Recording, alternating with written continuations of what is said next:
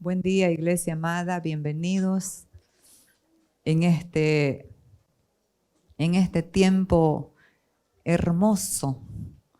Sabemos que nosotros solamente obedecemos lo que Dios quiere que se hable. Y el que va a operar y el que va a ministrar es Él. Ahí está nuestra confianza. El Salmo 24:1 dice: de Jehová es la tierra y su plenitud, el mundo y los que en él habitan. En otras palabras, Dios es el dueño de todo, porque Él es el creador. El Señor es el dueño de la tierra y su plenitud, todo lo que contiene la tierra, del mundo y de los que en él habitan. Entonces, usted no está suelto en el mundo, le pertenece a alguien, le pertenece a Dios. Qué bueno es saber, qué bueno es tener un sentido de pertenencia. Le pertenecemos a Dios, somos de Él. Y para ver si Él es el dueño de todo, lo que hay, lo que existe, aún de nosotros mismos, ¿qué somos nosotros en esta construcción? De modo que Dios creó a los seres humanos a su imagen. Sí, a su imagen Dios los creó y Dios los creó hombre y mujer. Acá nos está dando una enseñanza de la honra que Dios nos ha dado al crearnos a su imagen. Y sabemos, y lo hemos venido diciendo, pero es bueno la repetición, que Dios no tiene imagen porque es espíritu. Pero la imagen de Dios tiene que ver con su carácter, tiene que ver con la esencia de su naturaleza. Entonces nos creó a su imagen, a su semejanza. Varón y hembra los creó, dice la versión Reina Valera. Ahí descalificando y derribando toda la ideología que se está hablando en este tiempo. Hombre y mujer los creó, punto. Dios lo dijo, esa es la verdad. Aunque nos quieran decir cualquier otra cosa, el que conoce la verdad es libre. Dice, luego Dios los bendijo y les dijo, tengan muchos hijos. En la Reina Valera dice, Dios los bendijo y les dijo, fructificad y multiplicaos, llenad la tierra, gobiernen sobre ella.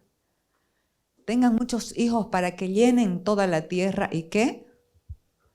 Y la administren. Entonces usted y yo somos administradores aquí en la tierra de todo lo que es de Dios, de todo lo que es de nuestro Padre Dios.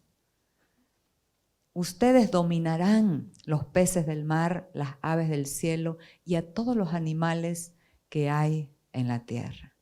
Entonces, Dios creó al hombre a su imagen, a su semejanza, sopló su espíritu, sopló su esencia, lo creó del polvo de la tierra.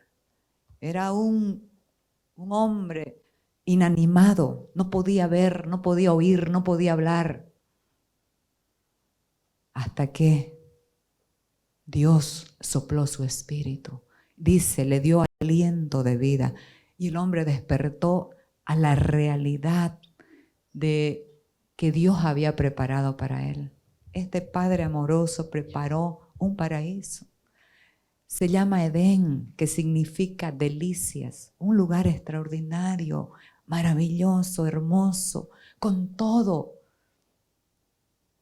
lo que se necesita para vivir en plenitud.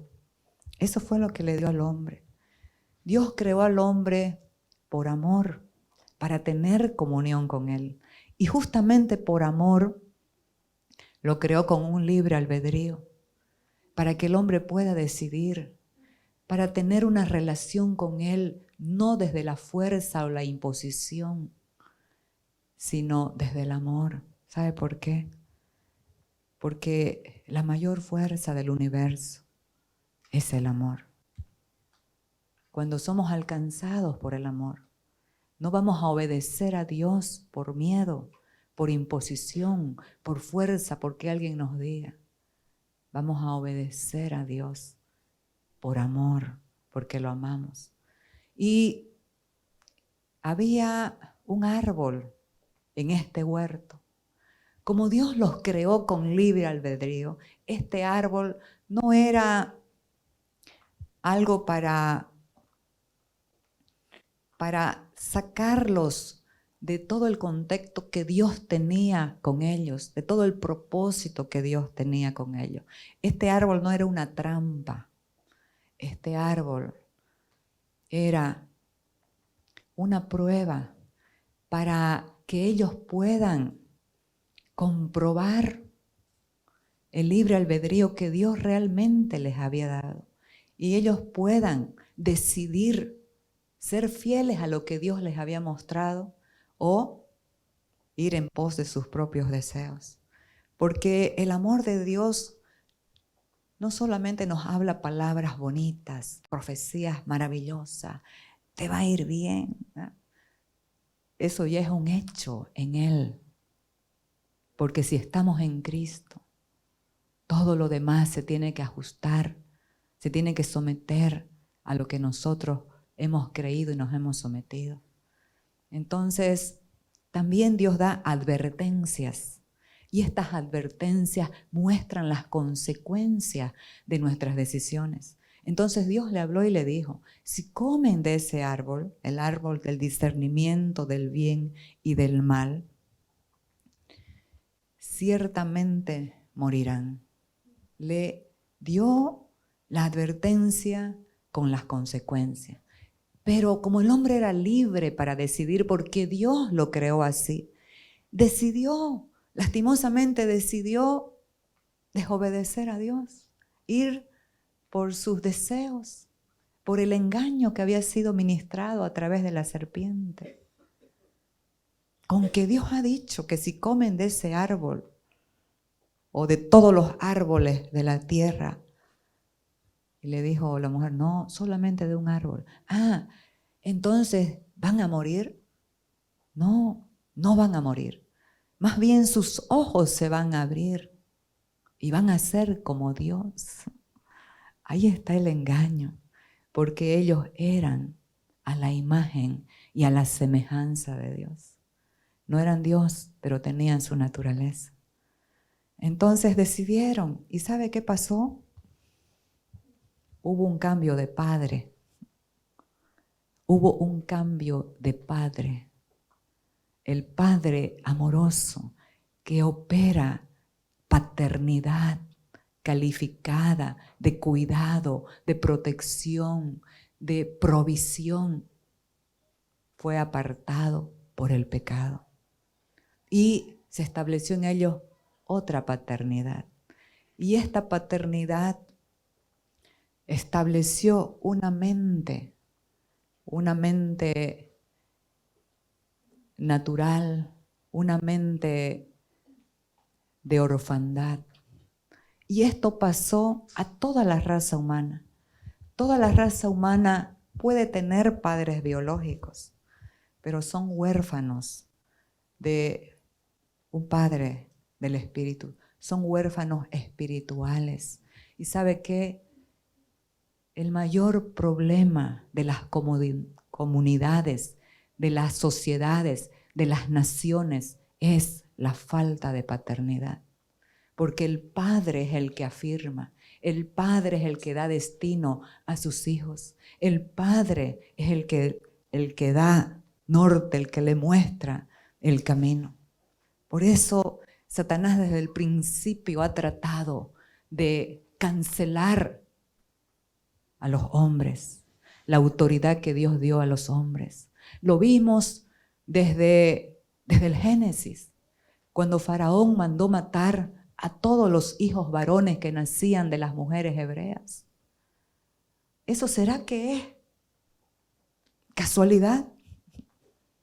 No, porque Dios diseñó que cada varón en su naturaleza, en su interior, tenga la noción de ser un padre, aunque no tenga hijos. Aunque no tenga hijos, tiene la paternidad en su ser interior. Por eso es la importancia de conocer a Dios como Padre. Eso pasó a toda la raza humana. Y ese es un gran problema.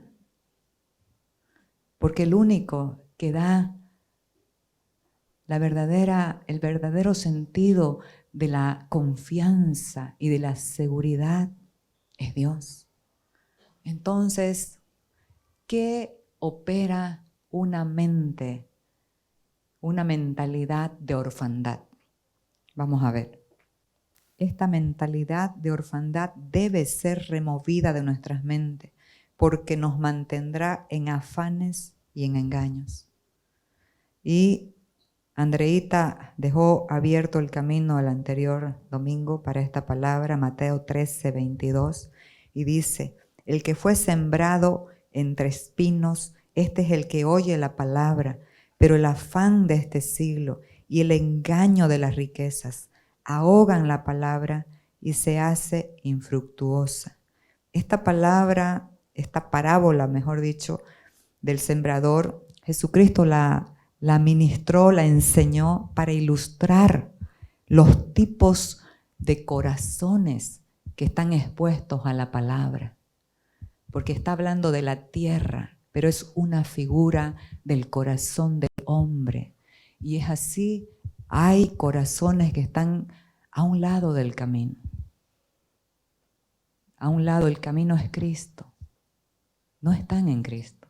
Y se les puede ministrar la palabra, pero no la pueden entender. Por eso es la importancia de la iglesia que pueda manifestar, pueda ministrar al Señor Jesucristo, haciendo hincapié para que lo puedan conocer. El otro terreno, o mejor dicho, el otro corazón, es un corazón que es piedra, pedregales, que no tiene raíz en sí, por lo tanto recibe la palabra con gozo, pero es de corta duración, no puede fructificar, no puede dar fruto. El tercer terreno es el corazón lleno de espinos. ¿Y qué representan estos espinos en un corazón o en una mente? Porque la Biblia, cuando habla de corazón, también está hablando de mente. Representan el temor, representan la duda, representan la amargura, la impotencia, representan lo que quieren tanto hacer, pero no pueden hacerlo y se afanan. Yo busqué en el diccionario acerca del afán, y es tremendo lo que habla. Afán dice deseo intenso o aspiración de algo. Real Academia Española dice trabajo excesivo, solícito y congojoso.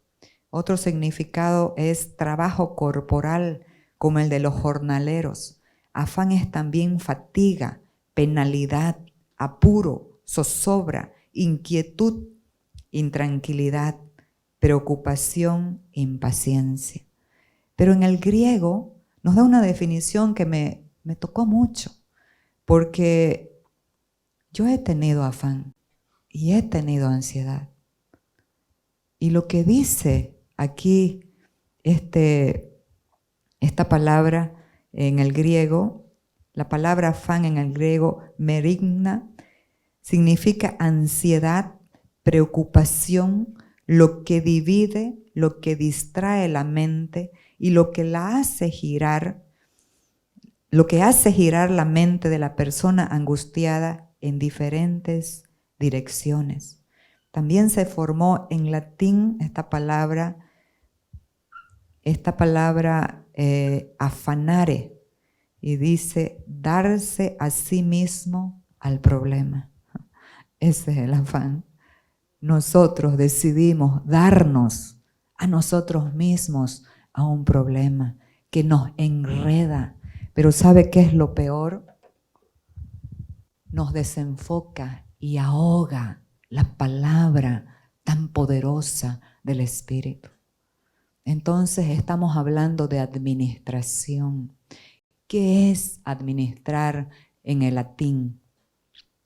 La palabra administrar es administrare y tiene dos componentes léxicos. Ad, que es hacia, ministrare es servicio.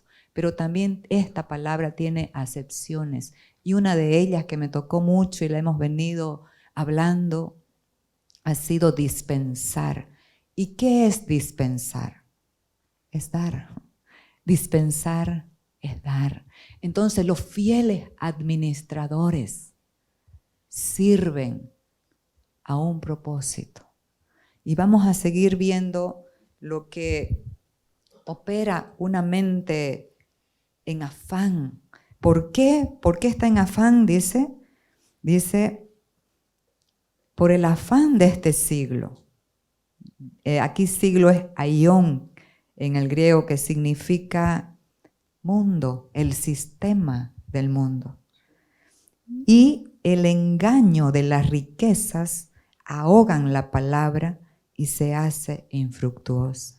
Ese es el afán del mundo. Está tan enfocado en hacer riquezas que se olvidan de Dios, de sus familias y de sí mismos, de sus hijos. Están enfocados haciendo aquello que creen que es lo que más necesitan. Ese es un gran engaño. Entonces, este corazón lleno de espinas es una mente dispersa, distraída, subjetiva. Es una mente de orfandad, que solamente está subjetivamente pensando en lo que le falta. Esa es la mente de orfandad. Una mente de orfandad puede estar suplida, pero nunca va a estar satisfecha. Siempre va a pensar que algo le falta, que le falta más. Entonces aquí nos llevan a este inciso del punto 3. La mentalidad de huérfano es insaciable. Siempre cree que le falta, aunque esté provisto. La mentalidad de orfandad es incrédula. Nunca se ve provista. Por lo tanto, no es fiel. Mateo 16, 5 al 19 nos habla sobre esta mentalidad. Jesús estaba tratando con sus discípulos. Los discípulos de Jesús, vamos a ver más adelante, tenían una necesidad de la paternidad de Dios, de la paternidad espiritual. Y dice que ellos entraron en la barca y se olvidaron, Mateo 16, se olvidaron de traer pan. Y Jesús les habló y les dijo, cuídense de la levadura de los fariseos y de los saduceos. Y ellos pensaron dentro de sí, dice la palabra. Esto dice porque no trajimos pan. Y Jesús, que conoce la mente y el corazón, ¿sabe qué les dijo? ¿Por qué pensáis dentro de vosotros, hombres de poca fe, que no tenéis pan? Entonces, ¿dónde está el problema? ¿Afuera o adentro? Adentro. ¿Por qué pensáis dentro de vosotros que no tenéis? Amados, esta es la mente de orfandad. Usted puede identificar a un huérfano espiritual cuando se está quejando que no tiene. No me dan el tiempo que necesito, no me dan valor, no me dan atención, no tengo. Puede tener la cuenta llena, no tengo. Porque, y no está mintiendo, está viendo una realidad interna en su corazón de una mentalidad de temor, que si piensa que da, le va a faltar. Cuando la palabra dice, más bienaventurado es dar que recibir. Oiga, ¿a quién le gusta recibir aquí? A todos. Es hermoso, es lindo, nos alegra. Pero ¿por qué la Biblia dice más bienaventurado? ¿Qué es más bienaventurado? Significa más que feliz cuando uno da. ¿Sí o no? Recibir es muy lindo y es un gozo y uno agradece. Pero cuando das, algo sucede en ti. Cuando das, algo se rompe en ti. Eso es la libertad de la verdadera felicidad. Porque dar te hace libre. Dios dio. La naturaleza del nuevo pacto de usted y de mí es una naturaleza de generosidad. Es una naturaleza que da. Este tema ha sido muy mal ministrado, muy mal enfocado. ¿Sabe de qué? De ministros que han enseñado desde una mentalidad de orfandad, saqueando a la gente, pidiendo a la gente. La naturaleza que portamos es generosa, da. Tiene un libre albedrío, como Dios nos creó. No da por imposición, no da por temor, como se vino ministrando. Si no dan, no van a tener. Es verdad que hay un principio fundamental, elemental, que lo dijo Dios. No lo estoy diciendo yo, lo dice la palabra, lo dijo Dios. Lo dijo Dios. El que siembra va a cosechar. El que siembra escasamente, lo dijo el apóstol Pablo, escasamente segará. El que siembra abundantemente, abundantemente segará. Jesucristo habló mucho del dinero porque se ha malinterpretado. La gente religiosa, legalista, dicen que es malo tener dinero, que el problema es el dinero. Es mentira.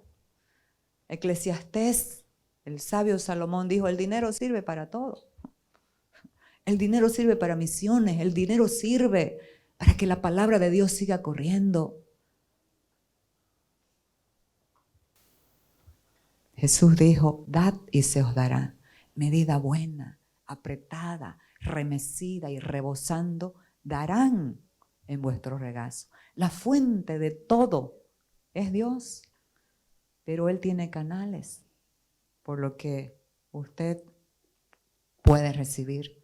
Entonces, qué importante es entender lo que se opera internamente. ¿Por qué piensan dentro de vosotros que no tienen? Porque hay una mentalidad esclava. Una cosa es tener riquezas, pero que las riquezas no te tengan a ti. Dice que estaban en el velorio de Rockefeller. Todos sabemos quién es Rockefeller. Y uno de esos curiosos preguntó a su administrador, ¿qué dejó? ¿Qué dejó? El administrador le dijo, todo, porque no se llevó nada. Y es verdad. ¿Qué te puedes llevar cuando te vas? Dejó todo, le dijo. No se llevó nada. No se puede llevar.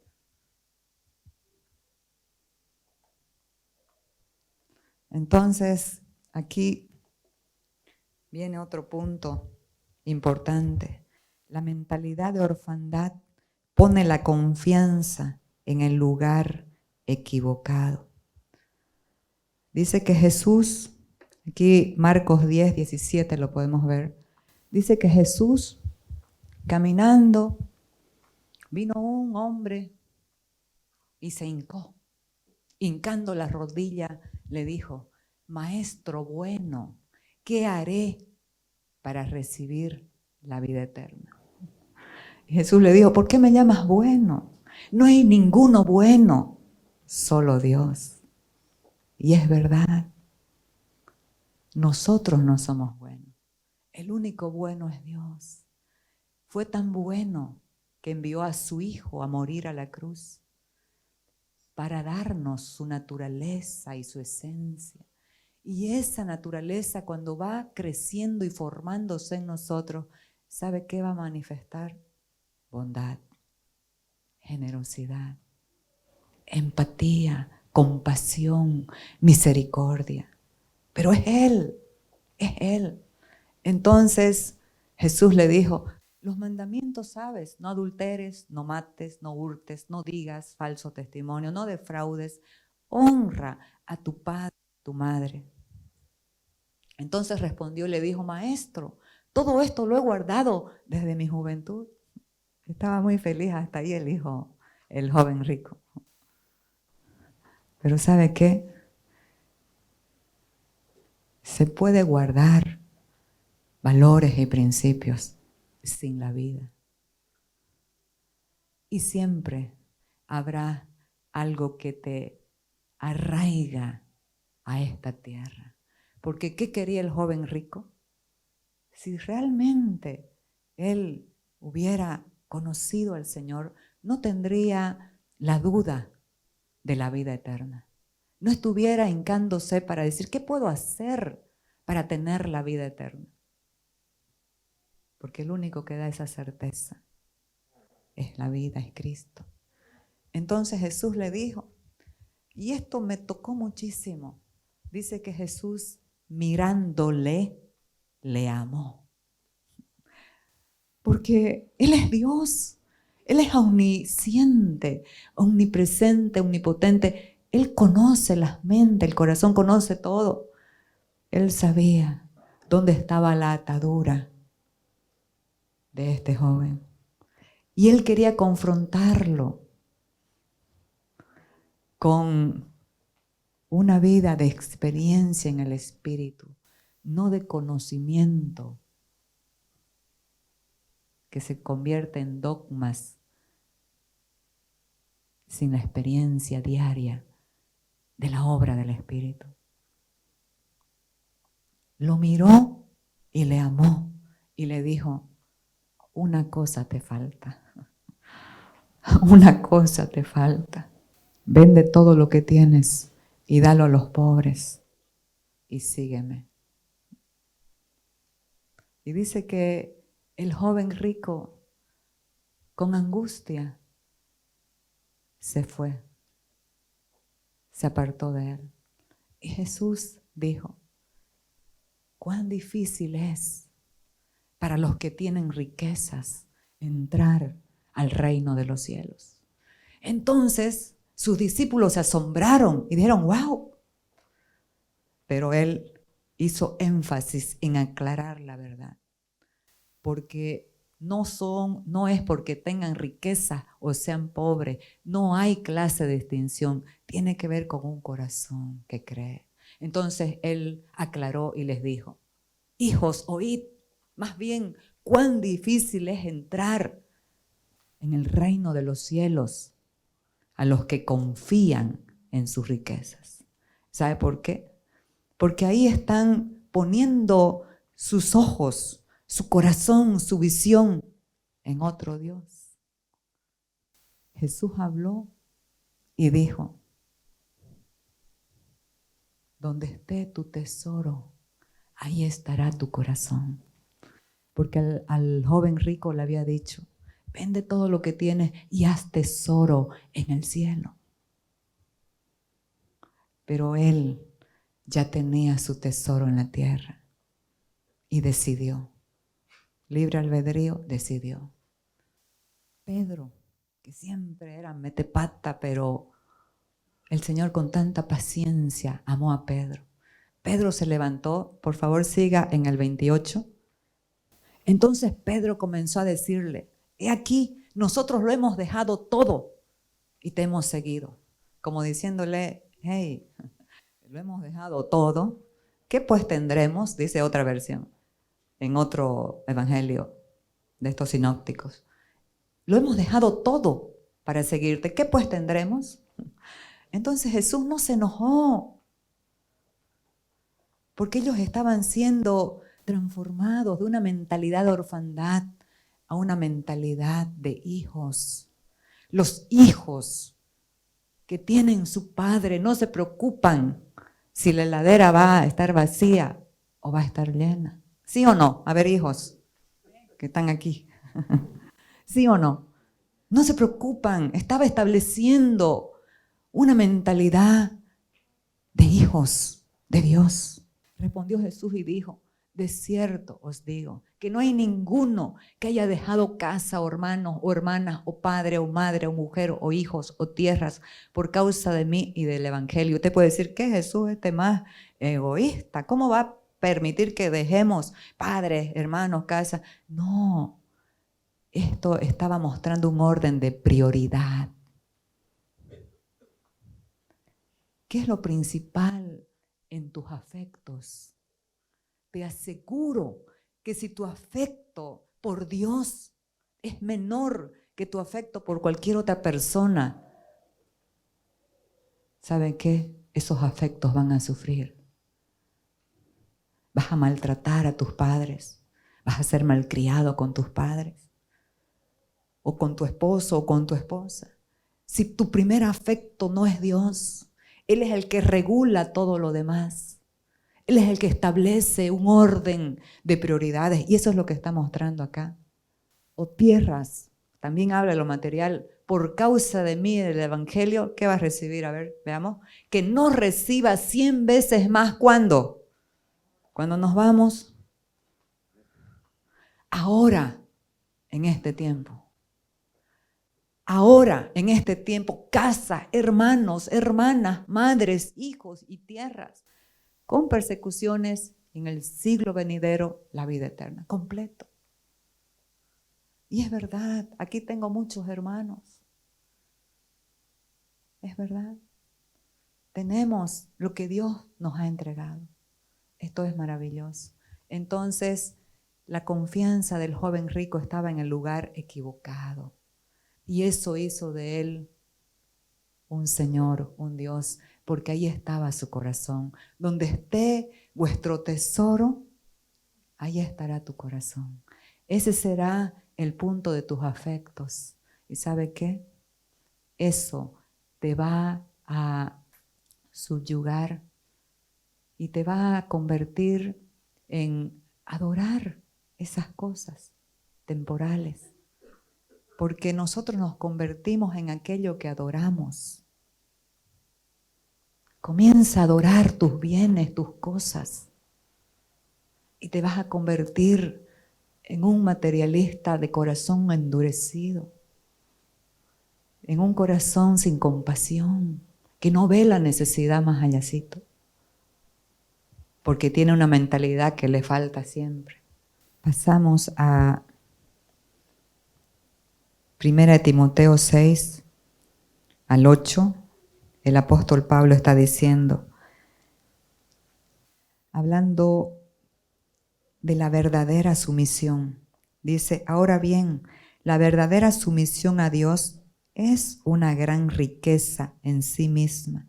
Cuando uno está contento con lo que tiene, este es un corazón que entendió quién es.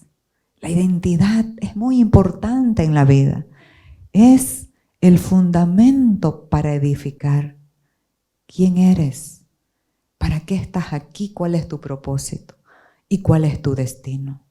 Si tú sabes que eres un hijo de Dios, tendrás paz en el corazón y estarás contento cualquiera sea tu situación. Sabrás vivir en gozo, en paz, en las temporadas de escasez, porque sabes quién es tu Padre, sabes quién es tu proveedor, sabes dónde está tu corazón. Cuando uno está contento con lo que tiene, después de todo, no trajimos nada cuando vinimos a este mundo, ni tampoco podremos llevarnos nada cuando lo dejemos. Así que si tenemos suficiente alimento y ropa, estemos contentos. Pero ya hemos visto el corazón de Dios. No da el Espíritu por medida y nada da por medida. Cuando le creemos, cuando confiamos, cuando ministramos, cuando le damos, todo lo que Él tiene para nosotros nos sorprende. Va más allá de nuestra mente natural. Aquí 1 Timoteo dice, pues el amor al dinero es la raíz de toda clase de mal, y algunas personas en su intenso deseo por el dinero se han desviado de la fe verdadera y se han causado muchas heridas dolorosas. ¿Cuánta gente ha puesto en afanes a su familia por el amor al dinero? Se ha metido en negocios ilícitos, poniendo afán, dolor, angustia. La palabra en la Reina Valera dice, el amor al dinero es la raíz de todos los males. ¿Sabe por qué? Porque es un Dios. Jesús lo catalogó así, como un Dios. Jesús renovó la mentalidad de los discípulos mostrándoles al Padre. Juan 14, 8 al 9 dice, Felipe le dijo, Señor, muéstranos al Padre y nos basta. ¿Por qué cree que le preguntó esto? Porque él necesitaba el abrazo del Padre. Necesitaba conocer la paternidad de Dios. Se sentía huérfano espiritualmente. Y todos nosotros necesitamos conocer el amor del Padre, la paternidad de Dios, el abrazo. Cuando estemos cansados, o frustrados, o enojados, o amargados, tu Padre no te va a rechazar. Cuando tus hijos están enojados, frustrados, o hicieron algo mal, ¿los rechazás? Si sos un padre que conoce el amor de Dios, los vas a abrazar, los vas a reflexionar, sí, pero con amor. Corrige a tu hijo, dice Proverbios, pero no se disponga tu alma para destruirlo. Las palabras son muy importantes. ¿Qué palabras les decimos a nuestros hijos? ¿Construyen o derriban? Seguimos. Entonces, muéstranos al Padre y nos basta. Jesús le dijo, ¿tanto tiempo hace que estoy con vosotros y no me has conocido, Felipe? Jesucristo vino para revelar al Padre. Dios el Padre en el antiguo pacto era conocido como un Dios, el Dios Rafá, el que me sana, el Dios Jireh, el que me provee. Pero Dios nunca quiso ser conocido así. Dios quiso tener una relación con su creación, de amor, brindarles todo eso, claro, pero no como un supermercado, la sanidad. Y ni me acuerdo quién es Dios, ni conozco a Dios. El que me ha visto a mí ha visto al Padre. ¿Cómo pues dices tú, muéstranos al Padre? El amor del Padre solo puede sanar, fortalecer y renovar la mente. Y Jesús reflexionó a las personas y a sus discípulos mostrándoles el valor que tenían ante el Padre. Y otra vez aquí entra la palabra afán y les dice, no os afanéis, no se afanen. ¿Acaso pueden añadir un codo a su estatura? Es como diciéndole, los afanes de la vida los desenfocan en algo que ustedes no pueden hacer. Y si lo hacen, les posterga la vida, les cancela la vida, porque no lo están haciendo desde la esencia de la vid, desde Cristo, desde la sustancia de oír la voz de Dios. No os afanéis por vuestra vida, qué habéis de comer o qué habéis de beber, ni por vuestro cuerpo, qué habéis de vestir. Y aquí entra lo que Él quiere decir. ¿No es la vida más que el alimento y el cuerpo más que el vestido? Mirad las aves del cielo, que no siembran, ni ciegan, ni recogen en granero, y vuestro Padre celestial las alimenta. ¿No valéis vosotros mucho más que ellas? Oiga, el Señor está ministrando tu valor en este día. Si eres conforme a su imagen y a su semejanza, si eres su hijo, tienes un propósito, tienes un valor. Toda la raza creada tiene un valor, tiene un propósito, pero no lo saben.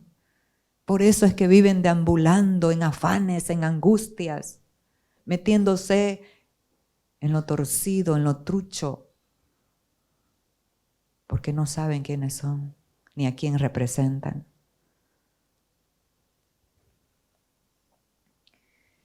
Cuatro, la fidelidad en la administración muestra a quién servimos. Mateo 6:24 dice: ninguno puede servir a dos señores, porque aborrecerá al uno y amará al otro, o estimará al uno y menospreciará al otro. No podéis servir a Dios y a las riquezas. No podemos servir a Dios y a las riquezas. Porque ¿sabes qué? Las riquezas te harán esclavo y lo que tienes no servirá para cumplir el propósito de Dios, ni siquiera para tu vida, para tu casa, para tu familia y para el reino de Dios. Se han contado historias de gente antigua que tenían tanto dinero y su familia padecía. Y después, cuando vino la devaluación, encontraron cajones llenos de billetería que no tenía ningún valor, porque sirvieron al Dios de las riquezas y no al Dios vivo y verdadero. Y entonces aquí el Señor nos habla en Lucas 16: si son fieles en las cosas pequeñas, serán fieles en las grandes. Pero si son deshonestos en las cosas pequeñas, no actuarán con honradez en las responsabilidades más grandes. Entonces, si no son confiables en las riquezas del mundo, ¿quién les confiará las riquezas del cielo? Qué importante es las riquezas de pleno entendimiento, que se dan a corazones fieles, a corazones generosos, a corazones que dan. Y si no son fieles con las cosas de otros, de otras personas, ¿por qué se les debería confiar lo que es de ustedes? Muchas veces nosotros mismos nos impedimos tener lo que Dios quiere que tengamos. Y aquí el Señor está hablando de la administración fiel en Mateo 25:14 y dice: porque el reino de los cielos es como un hombre que yéndose lejos llamó a su siervo y les entregó sus bienes. A uno dio 5 talentos, a otro 2 y a otro 1, a cada uno conforme a su capacidad, y luego se fue lejos. Los talentos ahora nosotros los conocemos como las habilidades que tenemos para hacer algo, para pintar, para cantar, pero en el tiempo de Jesús, los talentos, el talento era una medida de peso para pesar minerales preciosos como oro, como plata. Un talento equivalía a 33 kilos de oro. Entonces, a uno se le dio 5, 165 kilos de oro. A otro se le dio 2 y a otro se le dio 1, 33 kilos de oro. Y se fue lejos. Y esto a mí me habla de la oportunidad que Dios nos da para ser fieles. Me habla, y aquí lo puse, la oportunidad aprovechada de manifestar fidelidad. Pero un día Él va a volver y va a pedir cuentas. No cuentas para ir al cielo, porque ya está asegurada nuestra vida eterna por Cristo, pero sí cuentas para galardones. Y un día volvió el Señor y arregló cuentas con ellos. Al que le había entregado 5 talentos vino y le dijo: Señor, 5 talentos me entregaste, toma 10, he ganado otros 5. ¿Cuál fue el gozo del Señor que le dijo? Bien, buen siervo y fiel, en lo poco has sido fiel, en lo mucho te pondré. Dios honra la fidelidad porque Él es fiel. Pero también tenemos la tragedia de la oportunidad desperdiciada. Es una tragedia desperdiciar las oportunidades que Dios nos da. Cuando vino el último, le dijo: aquí está lo que me diste. Conocía que eras un hombre severo, que ciegas donde no sembraste. Así que tuve miedo. ¿Qué mentalidad vemos acá? De orfandad. Tuve miedo y enterré el talento en la tierra. ¿Y qué fue lo que le dijo el Señor? Siervo malo y negligente. Si sabías que yo era así, que obviamente Dios, Cristo no es así, ¿por qué no pusiste por lo menos mi dinero a los banqueros para ganar intereses? Quítenle el talento y désenlo al que tiene más. Y uno dice: pero esto es injusto. Pero es que en el reino de los cielos lo que cuenta es la confianza, lo que cuenta es la obediencia. Al que tiene se le dará más, y al que tiene aún lo que tiene le será quitado. Porque eso es lo que hace la incredulidad y la desobediencia. Es tributaria, se paga un precio. El dar no tiene que ver con cantidad, sino con un corazón que confía en Dios. Aquí en Lucas 21 nos habla y dice que Jesús se detuvo a observar y vio a los ricos que echaban sus ofrendas en las alcancías del templo. Y también vio a una viuda pobre que echaba 2 moneditas de muy poco valor. Les aseguro, dijo, que esta viuda pobre ha echado más que todos los demás, porque ellos dieron sus ofrendas de los que les sobraba, pero ella, de su pobreza, echó todo lo que tenía para su sustento.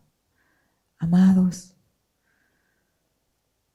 esta mujer sabía quién era su sustento.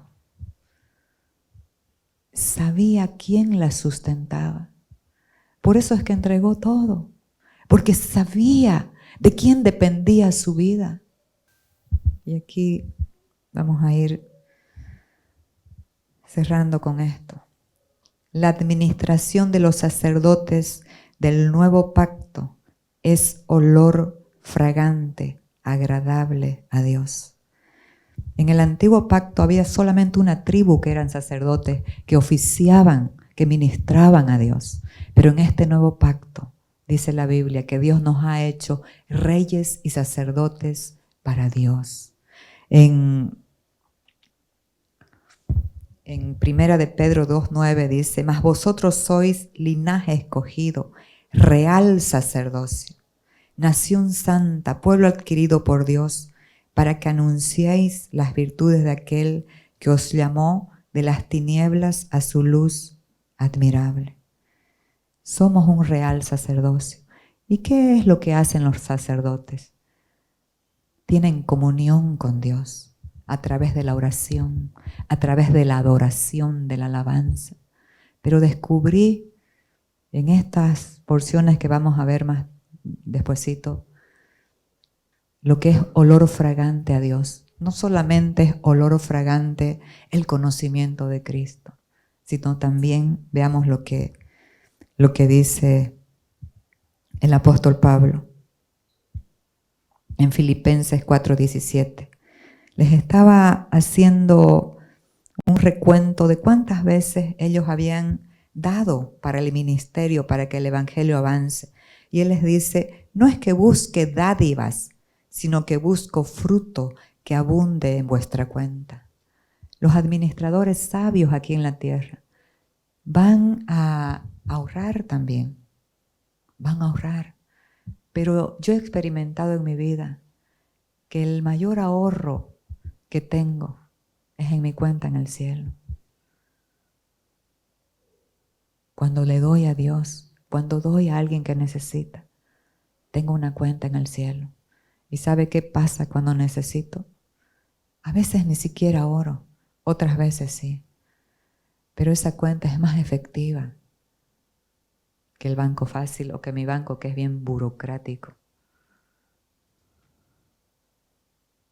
Al día o al otro día, el Señor me sorprende. No tengo necesidad de decir a nadie, necesito.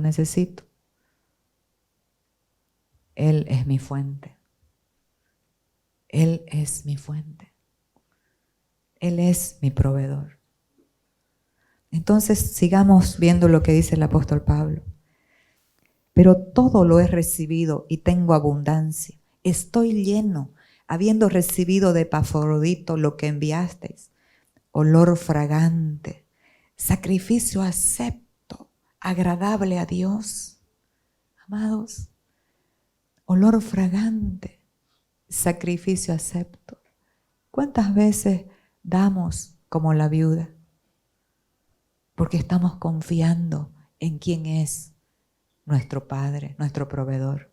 Ese es un sacrificio acepto, agradable a Dios, olor fragante. Mi Dios pues, y aquí viene, mi Dios pues suplirá todo lo que os falta, conforme a sus riquezas en gloria en Cristo Jesús. Y quiero tocar este penúltimo versículo que está en Ezequiel. Dios les estaba hablando a los sacerdotes del antiguo pacto, a los que eran solamente una tribu, la tribu de Leví, y les estaba diciendo, no les van a dar heredad en Israel, porque yo soy su heredad. No les van a dar posesión en Israel, porque yo soy su posesión. Esto me tocó tanto. Ese es el ministerio de los sacerdotes del nuevo pacto hoy. No están enfocados a ver en cuánto acumulan, porque Él es nuestra herencia. Él es nuestra preciada posesión. Él siempre quiso ser así. Y cuando lo entendemos, no nos vamos a estar afanando con una mente dividida, con estrés, con tensión, que activa enfermedades. Vamos a descansar. ¿Sabe por qué? Porque Él te dice hoy, yo soy tu herencia, yo soy tu posesión. Confía en mí. Y termino con una declaración del rey David. El rey David quería, en su amor apasionado por Dios, dejar un templo. Y lo comisionó a su hijo, que era el que iba a edificar el templo. Y para esto él dio 3 toneladas de oro, 7 toneladas de plata, piedras preciosas, onice, zafiro, todo para el templo de Dios. Pero este corazón de rey, de sacerdote, humilde, ¿sabe qué? Agradeció a Dios por la oportunidad que se le había dado de dar. Y me tocó tanto lo que dice David, que con esto terminamos. Primera de Crónicas 29:11 dice, tuyos, oh Señor, son la grandeza, el poder, la gloria, la victoria y la majestad. Todo lo que hay en los cielos y en la tierra es tuyo. Oh Señor, y este es tu reino. Te adoramos como el que está por sobre todas las cosas. Las riquezas y el honor solo vienen de ti. Riquezas con honor, mis amados, vienen de Él. Vienen de un trabajo honesto, de un trabajo no afanado. Vienen del favor de Dios. Un día de favor, de gracia, es más provechoso que 20 años de afán.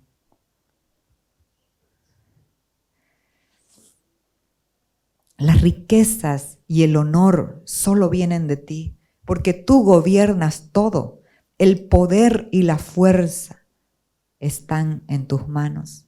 Y según tu criterio, la gente llega a ser poderosa y recibe fuerzas.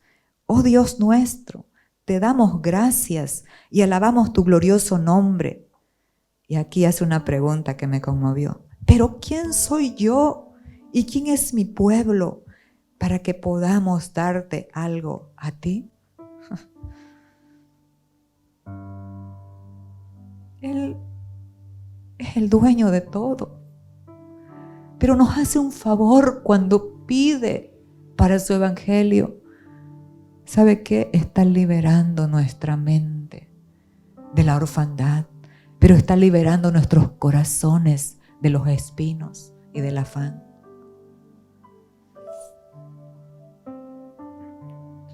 Pero ¿quién soy yo y quién es mi pueblo para que podamos darte algo a ti? Todo lo que tenemos ha venido de ti y te damos solo lo que tú primero nos diste. Entonces, mis amados, hay 3 dimensiones. Este es el tiempo de reconciliarnos. Cuando nos reconciliamos con Dios por la obra de Cristo, Dios requiere la reconciliación con Dios, con nosotros mismos, con el prójimo, con la creación. Pero también este es el tiempo de reconciliarnos con las Escrituras. Este es el tiempo de reconciliarnos con la buena administración fiel en darle a Dios lo que es de Dios. Nunca te va a pedir más de lo que Él te haya dado. Y te pide un poquito y no te obliga.